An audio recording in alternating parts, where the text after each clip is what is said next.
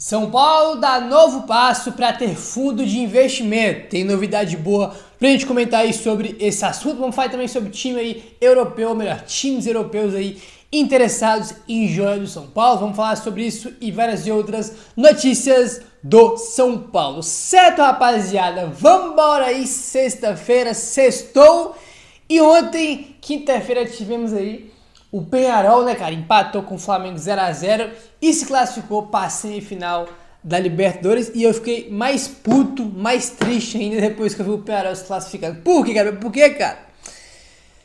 Porque quem passasse de São Paulo e Botafogo, cara, tinha grandes, mais grandes chances de ir aí para a final da Libertadores. A gente que é torce pro São Paulo também estivemos muito perto de eliminar o Botafogo e consequentemente, né, cara, a semifinal ali, Botafogo ou São Paulo, cara, os dois seriam favoritos contra o time do Peñarol. É um time grande, tem 5 Libertadores, mas o time deles é bem fraco, né, bem fraco. E o São Paulo, se tivesse passado do Botafogo, teria grande chance de poder passar aí para o final. O Gabriel tá falando que se a gente tivesse passado a gente ia atropelar o Peñarol. Não, mas era uma grande oportunidade da gente poder ir para o final e a gente tivesse conseguido a classificação, porque o São Paulo tem mais time que o Peñarol, mas infelizmente batemos na trave, né, cara? A classificação que fica, cara, se passasse a gente tava se passasse Botafogo na quadra, a gente tava muito perto aí de ir para o final de Libertadores. Acho que a sensação que fica, pelo menos não só pra mim, né, porque eu vi muitos outros comentando sobre isso, a sensação que fica é que a gente tá muito perto e tava, né, não é à toa que mesmo o Botafogo, que é muito mais time com o Peñarol, né, a gente não perdeu nenhum dos dois jogos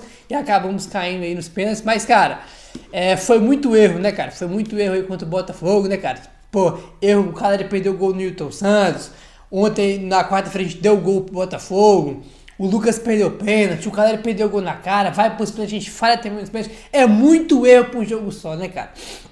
Chegasse a ser inacreditável como é que pode um time só, cara, ter tanto erro no jogo de mata-mata, né?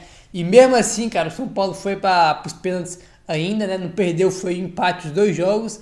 Com tanto erro assim, a gente nem perdeu os jogos, a gente acabou sendo eliminado nos pênaltis. Olha, eu vou te falar, para engolir essa eliminação com o Botafogo vai ser, olha, vou te falar, viu, cara, vai ser complicado aí, porque teve muita eliminação do São Paulo nos últimos anos aí, mas olha, essa com certeza é uma das mais doloridas e cruéis aí, porque a todo tempo que o São Paulo jogava, que tinha oportunidade, a gente sempre tinha esperança, né, porque, né, a gente deu um gol pros caras, aí teve o pênalti, perdeu, aí o cara teve o gol lá, que ele perdeu sozinho, ele o gol, perdeu.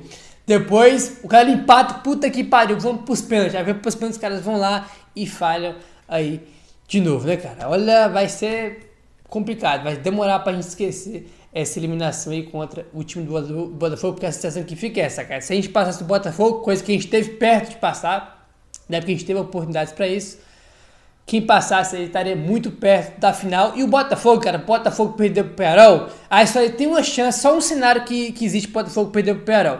É os caras tremer, pipocar, porque olha, o Botafogo tem muito mais time que o Peñarol aí. E outra, né, cara, assim, beleza que no jogo de ida do Newton Santos, o Botafogo poderia ter feito 2, 3 gols no primeiro tempo, é verdade. Criaram muitas oportunidades no primeiro tempo e desperdiçaram, é verdade.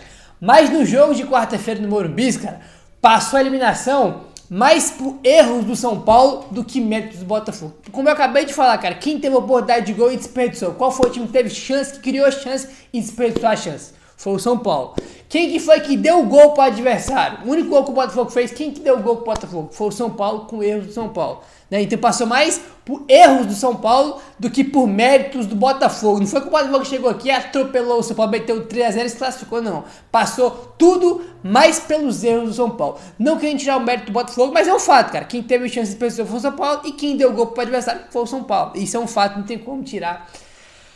Aí não, né? Vamos avançando aí, rapaziada. O negócio é o seguinte, ó. Domingo tem São Paulo e Corinthians lá em Brasília, né, cara? A diretoria fez questão aí de botar o jogo lá por causa de shows no Morumbi. E a CBF escalou Rafael Klein para apitar São Paulo e Corinthians, tá? Rafael Klein apita São Paulo e Corinthians aí no domingo, tá? Pô, cara, falando pra vocês, tem uma coisa que me irrita, além da arbitragem ser ruim no geral no Brasil, né? Uma coisa que me irrita é quando não colocam, por que a CBF não coloca os principais árbitros para apitar esse jogo, tá? São Paulo e Corinthians é um dos principais jogos da rodada, se não for o principal, né? E os caras não colocam aí os principais árbitros, né, os caras mais experientes aí. Óbvio que todos são ruins, mas eu prefiro os ruins experientes, né, do que os inexperientes, que é o caso do Rafael Klein. Aí, ó, vamos avançando agora. Seguinte, rapaziada, olha só. A TV Globo, informação do UOL, a TV Globo conseguiu a maior audiência em transmissões de jogos da Libertadores em 2024 na região metropolitana de São Paulo, com a exibição do duelo entre São Paulo e Botafogo pelas quartas de final da competição continental.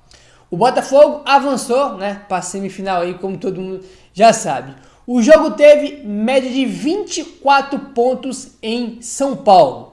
A TV Globo ficou em média com 43% dos televisores ligados na hora da partida, tá? Então 43% aí das pessoas que estavam com a TV ligada, 43% das pessoas estavam assistindo São Paulo e Botafogo, né, cara, na quarta-feira aí pela Libertadores. É a maior audiência que a Globo teve em jogos de Libertadores em 2024, né? E provavelmente vai ser esse aí, né? Porque, pô, Botafogo e Peñarol, obviamente que muita gente vai assistir, mas não, né?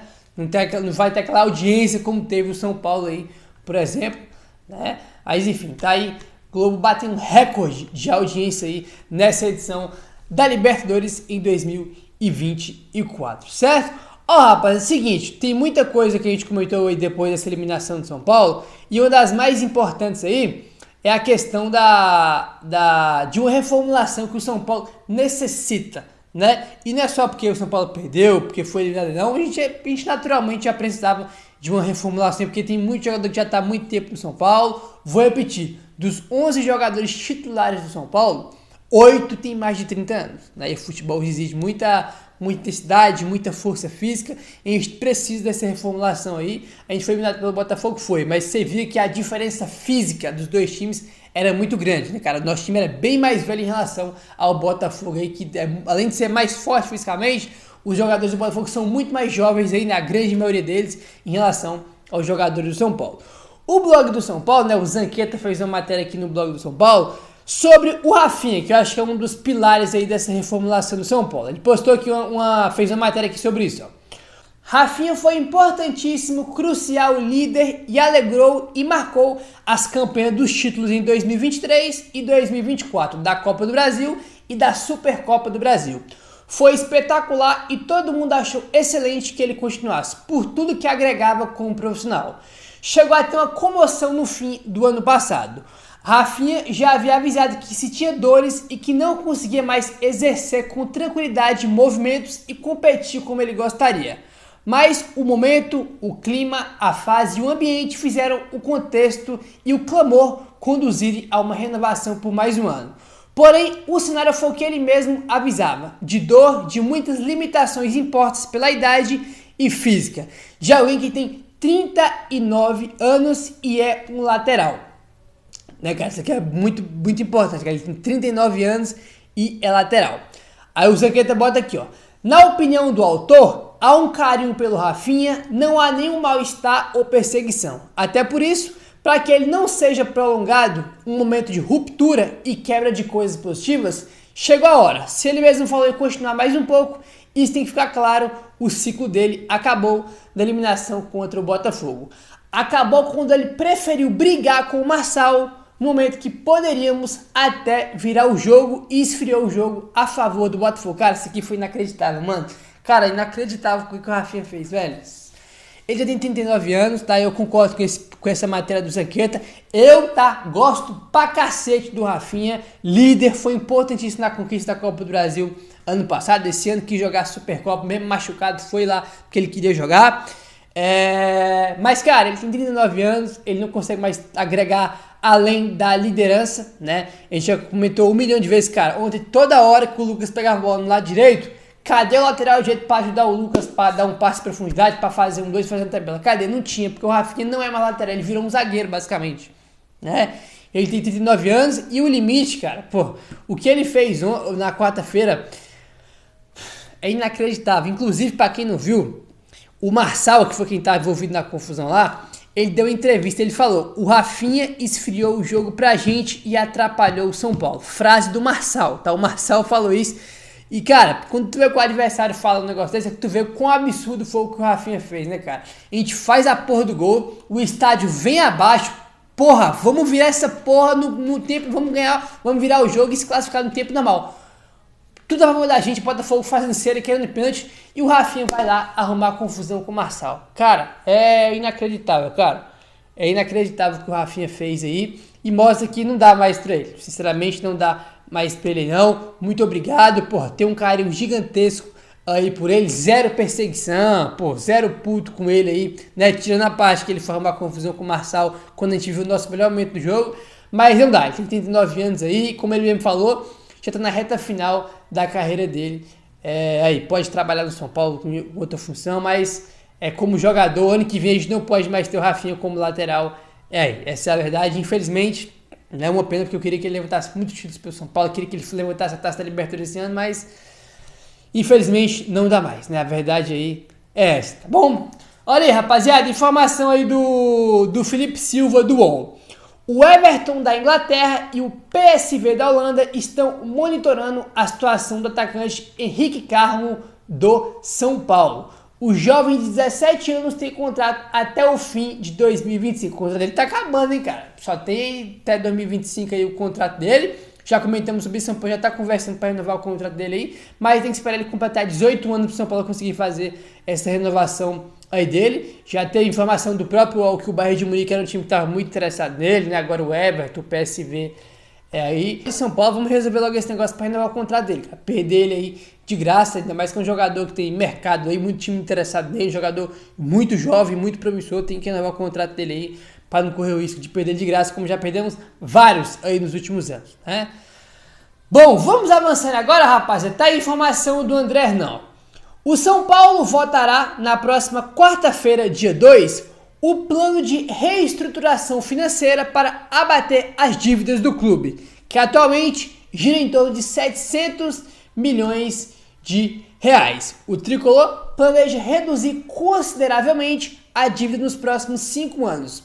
O presidente do Conselho, Outen Aires, disse na última reunião do Conselho Deliberativo que esse é o plano mais importante dos últimos 4 anos do clube, tá? Apesar do aumento da dívida, o São Paulo defende que está sob controle, uma vez que o seu faturamento em 2023 foi superior ao débito total. O tricolor arrecada no ano passado 680 milhões, contra 660 milhões de dívida em 2022. O São Paulo alega que essa dívida está sob controle porque o São Paulo arrecada mais que a dívida, né? Então eles falam que por isso está sob controle aí. O Casares deu entrevista pro UOL falando que a dívida estava em torno de 700 milhões de reais. Ele falou isso recentemente em uma entrevista pro UOL, né? Tem pouco tempo, umas 2 semanas mais ou menos, que a dívida estava em torno de 700 milhões. Aí também dá pouco, já veio até alguns torcedores comentando: pô, Gabriel, você é cortina de fumaça, não sei o que. Não é cortina de fumaça não, porque esse já é um assunto, já é um plano do São Paulo aí dessa gestão já há algum tempo. Pô, quem acompanha o canal aqui pelo menos sabe que a gente está comentando sobre isso aqui já há uma cota, né? Antes do São Paulo ser eliminado da Libertadores, antes do São Paulo ser eliminado aí da Copa do Brasil, já tinha esse papo, já tinha essa ideia aí do São Paulo fazer aí, né, uma reestruturação financeira com esse fundo de investimento aí, né, que se não me engano é de 250 milhões de reais, e não é, tá? Não é cortina de fumaça não, até porque convenhamos, quando é cortina de fumaça, fica na cara aí que é, e esse aqui não é o caso, o São Paulo realmente está tentando fazer isso aí. E agora o próximo passo é aprovar aí no Conselho, e convenhamos, vai aprovar, tá? Pô, essa gestão do São Paulo, irmão, tem o Conselho praticamente todo a favor dela, dessa gestão aí, da situação, e vai ser aprovado, tá? A chance de não ser aprovado é quase zero. Inclusive o próprio Casares fez um post ontem na quinta-feira, né, falando sobre a eliminação do São Paulo. Ele até comentou, né, até pegar um trechinho aqui que ele comenta, ó. Olha só, também é tempo de trabalharmos fora do campo para iniciarmos o importante processo de recuperação financeira, sem deixarmos de ter um time competitivo. Vamos juntos pelo São Paulo. Ele fez um post lá, né, falando sobre a eliminação do São Paulo, né, e falou também sobre isso aí, né, sobre a questão da reestruturação financeira, porque isso aí na próxima quarta-feira, semana que vem, vai ser votado aí pelo Conselho do São Paulo, e é uma ótima notícia, né, cara? Uma ótima notícia essa questão do fundo de investimento aí. Acho que depois que voltar aí pelo conselho, que for aprovado pelo conselho, a gente deve ter mais informações, mais detalhes sobre esse fundo de investimento aí de 250 milhões aí do São Paulo, né, que é junto com a Galápagos, né, para poder aí quitar essas dívidas, pelo menos as dívidas de curto prazo de bancos aí do São Paulo, e o São Paulo tem um respiro, né, ter mais fluxo de caixa para poder investir, né, para poder fazer outros tipos de investimento aí. É uma ótima notícia, uma ótima ideia aí que a gestão tem. A gente pode ter 1 milhão de críticas, mas esse fundo de investimento aí para bater as dívidas do São Paulo é uma ótima ideia, e talvez seja, né, até o blog do São Paulo fez uma matéria sobre isso. O São Paulo, a gestão do São Paulo trata esse fundo de investimento como a última cartada para o São Paulo conseguir se recuperar financeiramente. A última cartada. Eles alegam que se não conseguir se reestruturar com esse fundo de investimento para bater as dívidas, eles dizem, né, dentro do São Paulo eles tratam como se não conseguir resolver com isso aqui, não tem mais o que fazer. Né? Eu acho que é uma boa ideia e acho que tem tudo para dar certo aí, e esperamos evidentemente mais informações, mais detalhes aí desse fundo de investimento do São Paulo. Certo, rapaziada? É isso, se inscreve no canal, ativa o sininho, valeu, tamo junto e saudações tricolores.